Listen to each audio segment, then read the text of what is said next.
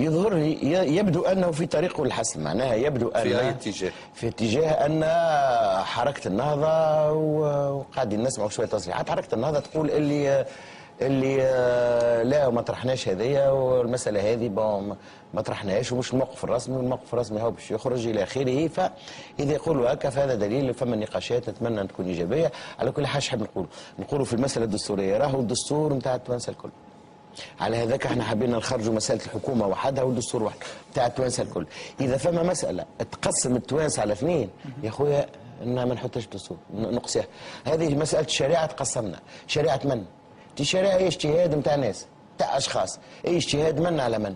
احنا عندنا اسلامنا المعتدل، اسلامنا التونسي المعتدل الذي افرز معناها شيوخ معناها معروفين بكفاءتهم واللي ساهموا في الفكر الاسلامي الحداثي، الفكر الاسلامي الحداثي، ومعناها قائمه طويله من الشيوخ هذوما. لماذا نخليوا الناس هذوما ونلتجئوا الى ناس يجيبوا لنا في الفتنه ويجيبوا لنا في اشياء غريبه علينا وغريبه عن الاسلام؟ هذا الاخطر من كل شيء، انه مسائل ثانويه جدا وظهرت ربما في قبائل افريقيه يحبوا يردوها لنا مسائل نتاع تشريع ونتاع شريعه، وهذا